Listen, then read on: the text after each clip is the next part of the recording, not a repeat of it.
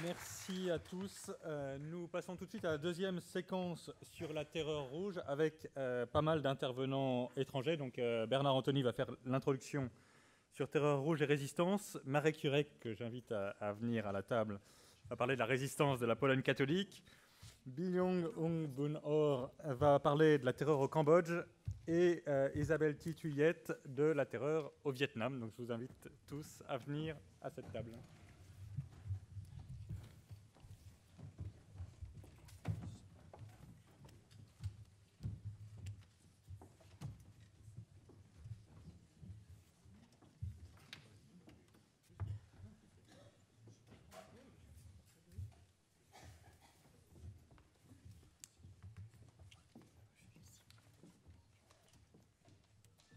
Mes chers amis, merci à Guillaume de Thieulois d'avoir organisé ce beau colloque. Merci de votre présence, mais si vous le permettez, en adjoint organisateur de cette journée, je voudrais saluer quelques amis. Je ne vous connais pas tous, mais beaucoup. Quel plaisir tout à l'heure de se retrouver dans cette ferveur du combat qui nous est commun, simplement pour la vérité. C'est André Charlier qui disait « Vous pouvez vous battre pour la patrie, bien sûr, mais plus que tout, pour l'idéal de vérité. » Alors, permettez-moi de dire d'abord, au nom de Guillaume de Thieulois, mon émotion de recevoir Marek Jurek. Ah là là, comme le temps passe, comme dit le titre d'un beau roman de Robert Bazillac. Hein. Nous nous connaissons depuis les chantiers navals Lénine en 1984, ces chantiers navals sur lesquels le bolchevisme a été vaincu. Parce que Lénine se méfiait du prolétariat. Il disait, si on le laisse à lui-même, il ne pense qu'à des réformes, il ne pense pas à la révolution. Et donc, ça a été merveilleux de trouver ces camarades polonais de toutes les organisations sous le signe de Solidarność, appuyés par le grand pape Jean-Paul II, qui a été décisif en cette affaire, ce catholicisme polonais triomphant qui a commencé la chute du communisme en Europe de l'Est tout au moins.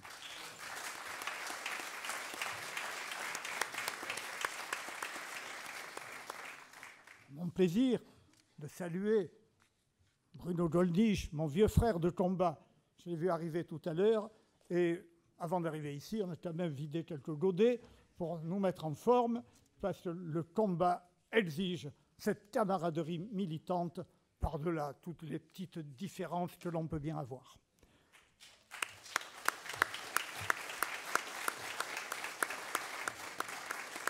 J'ai noté la présence de nos chers frères de l'Église russe hors frontières, de l'Église orthodoxe russe hors frontières. Que de souvenirs, là aussi. Le père Troubnikov, ce grand anticommuniste. Monseigneur Séraphim, qui fit sa dernière conférence au Centre Charlier. Et je voudrais encore citer parmi vous encore et encore. Pour moi, ici, c'est aujourd'hui une troisième étape dans une vie militante longue. Mais ce n'est pas parce qu'elle est longue qu'elle devrait s'achever tant qu'on a des forces. Elle a commencé le 10 mai 1954 dans mon village de Bazette, Haute-Pyrénées, où j'allais à l'école laïque. Je ne suis qu'un enfant de la laïque. Si j'avais été chez les curés, je serais devenu peut-être communiste. Là, l'institutrice nous dit, le 10 mai 1954, une grande victoire du progrès. Victoire à bien fou. Ah, j'étais formé par un illustré merveilleux qui s'appelait Cocardi. Je me suis levé, je lui ai dit, vous êtes une salope. Et ça a fait quelques incidents ensuite. Ensuite, nous avons combattu dans l'université, pied à pied, avec Marie-France Charles de Veneur-Stibois, avec Bruno, avec tant d'autres, le communisme, ce cancer qui s'infiltrait dans toutes les universités. Et puis, nous l'avons vaincu sur d'autres terrains. Par exemple, sur le terrain des entreprises. Ah là là, la joie pour moi d'avoir dans mon bureau 2 fauteuils historiques, ceux de Didier Dora, offerts par l'aérospatiale. Parce que quand j'ai eu un contrat pour prendre l'atmosphère des relations sociales à l'aérospatiale, la CGT faisait 70% pour les élections au comité d'entreprise. Quand je suis parti, après des années d'intervention, 30%. Et le fric en moins. 1978, le comité de boycott international des Jeux olympiques à Moscou, avec mon vieil ami Jean-Pierre Cohen, avec tant et tant d'autres, avec Roland Gaucher, avec etc., la mutualité débordée de monde, cette ignominie des Jeux olympiques à Moscou, y pensait-on? Et j'ai gardé la publicité des grandes entreprises capitalistes pour ces jeux au pays du goulag, dont on vous a déjà parlé, dont on vous dira sans doute un mot. Et puis, 10 ans après, l'abomination, Boudarel qui parade à la Sorbonne, lui, le traître tortionnaire du camp 113.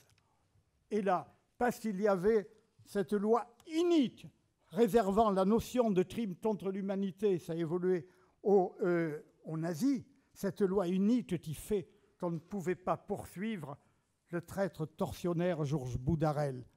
Alors Jean-Baptiste Biaggi, cet homme de légende, ce grand résistant, ce grand combattant, me dit Bernard, il n'y a plus rien à faire sur le plan du droit.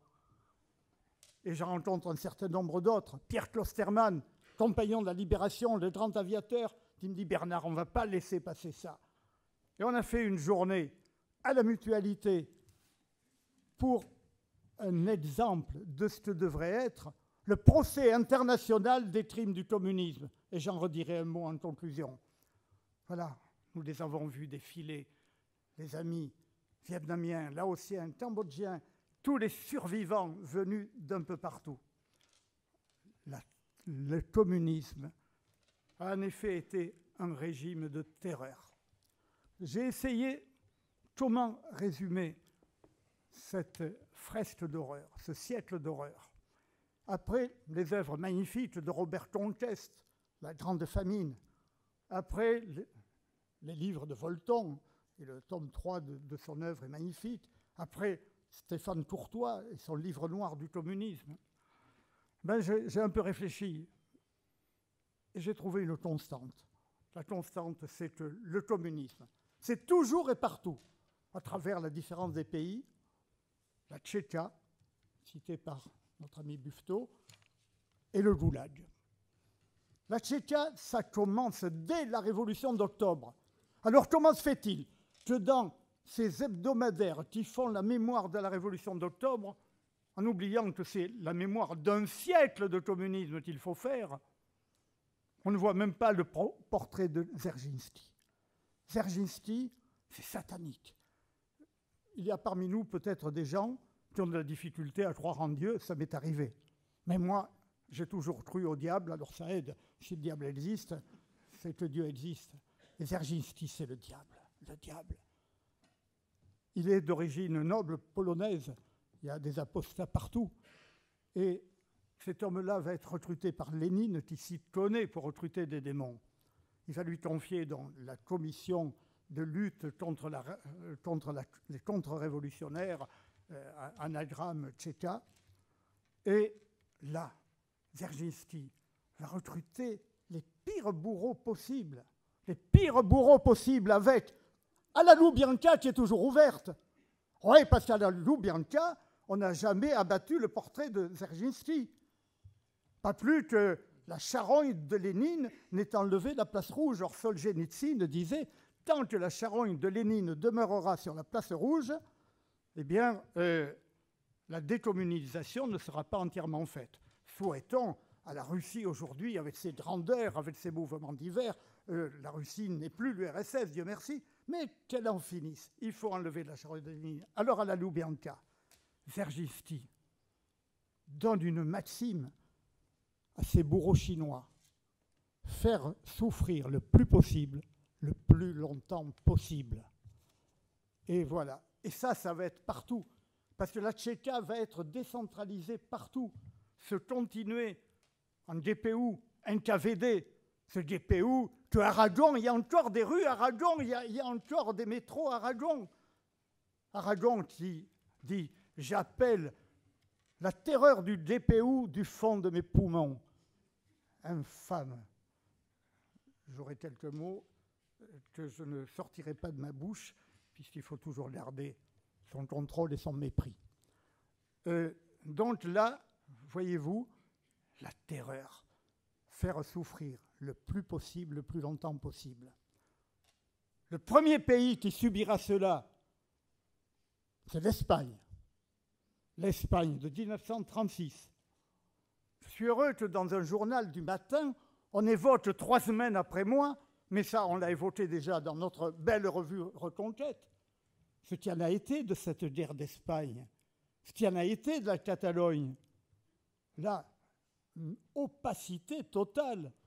Or, en Catalogne, parce que je suis un Pyrénéen, je suis souvent en Catalogne, seul diocèse de Barbastro, 122 curés en 1936, 118 assassinés, et souvent dans des tortures abominables.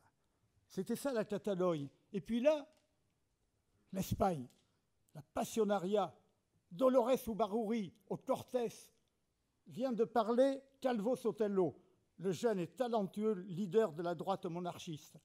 Un homme bon, un homme courageux. Elle lui tend un doigt vengeur. Cet homme parle pour la dernière fois. En effet, Calvo Sotelo ne se protège pas.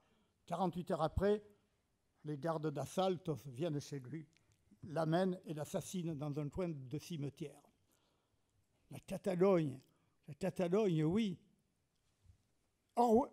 George Orwell, l'indispensable George Orwell a écrit là-dessus. Salut à la Catalogne.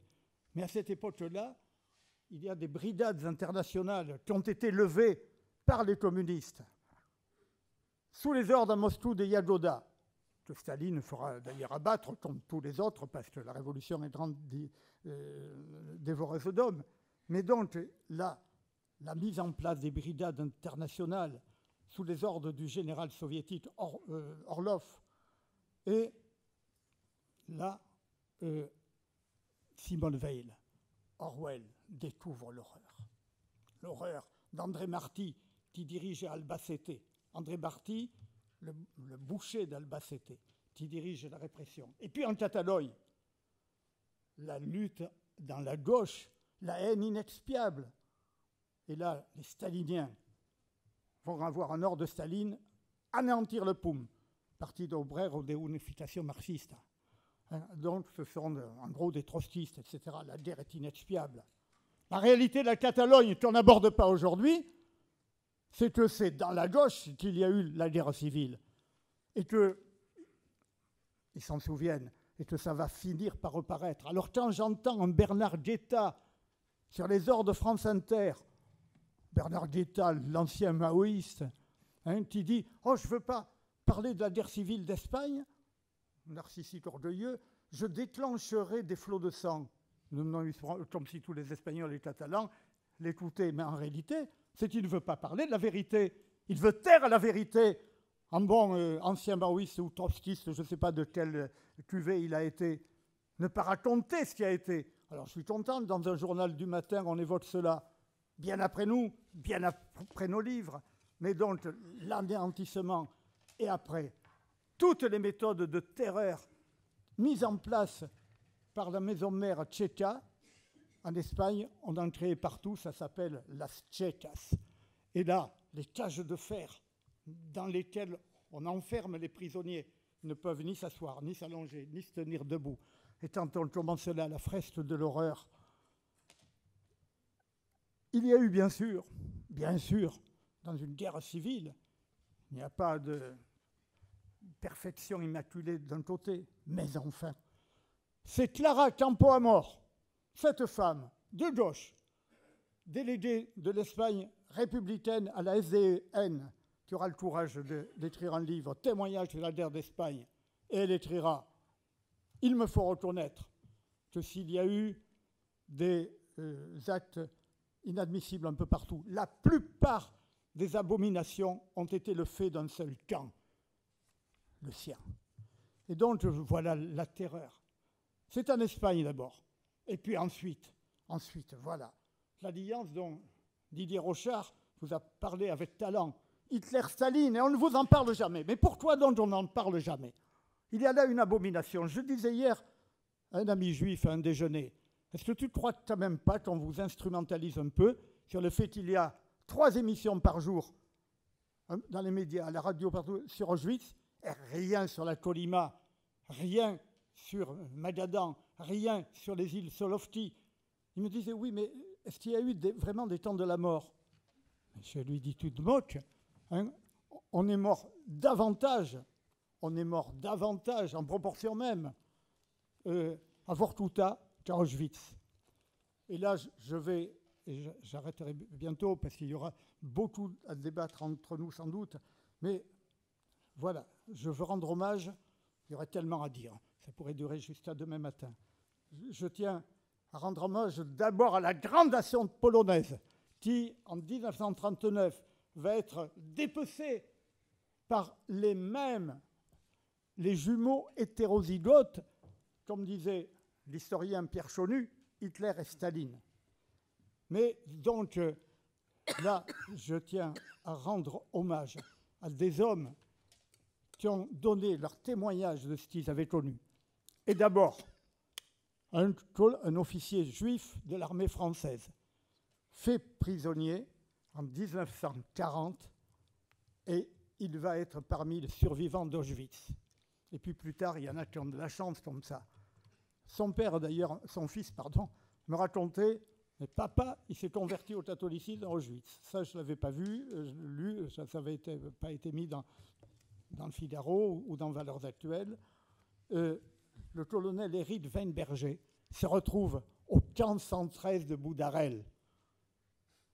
Une histoire qui me meut particulièrement, puisque j'ai eu comme ami, comme grand ami, comme je l'admirais, le colonel Ivan Tomasi, président des anciens du 8e régiment parachutiste d'infanterie de marine, et donc le colonel Éric Weinberger qui disait « Au moins à Auschwitz, on ne nous obligeait pas à chanter la gloire de nos bourreaux. » Tandis qu'au camp 113, tous les soirs, nous devions chanter la gloire d'Ho Chi Minh. D'Ho Chi Minh qui est adulé aujourd'hui, qui a été un génocidaire, comme Che Guevara.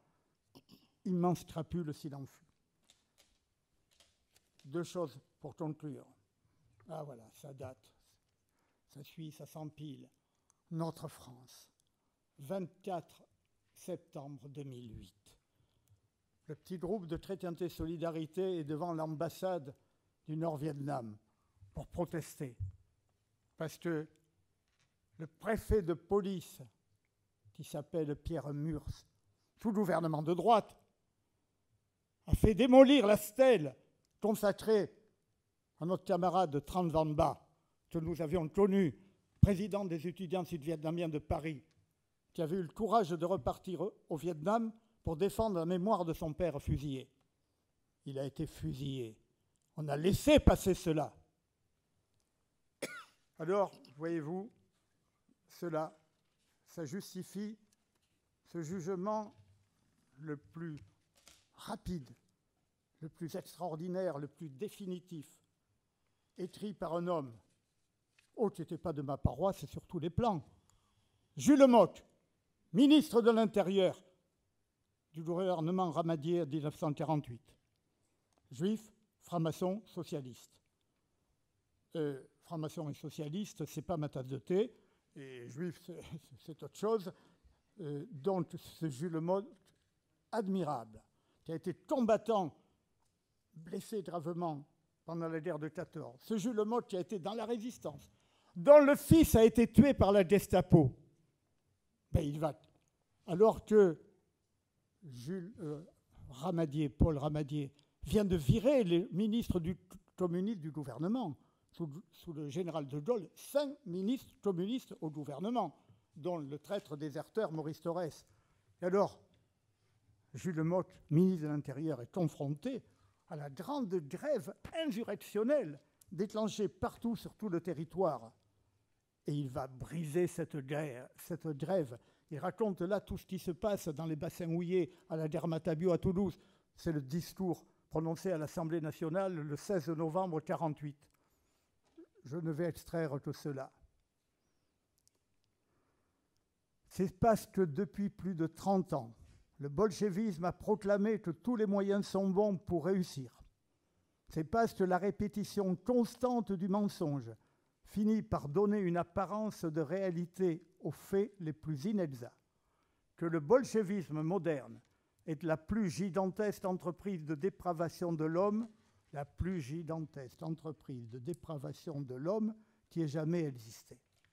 Voilà, ça c'est Jules Motte. Il ne cherchait pas à banaliser le nazisme, pourtant, il en avait souffert. Les Juifs, Jules Motte, qui avait perdu son fils en résistance, et non, il avait bien pesé cela. Il avait quand même pesé que la plus gigantesque entreprise de dépravation, c'était le bolchevisme. Eh bien voilà, par-delà tout ce que l'on peut avoir de divergence, il y a des hommes qui méritent la reconnaissance de la nation, et j'ai offert ce centenaire du communisme à cet homme, grâce auquel peut-être nous sommes en liberté. Merci mes amis.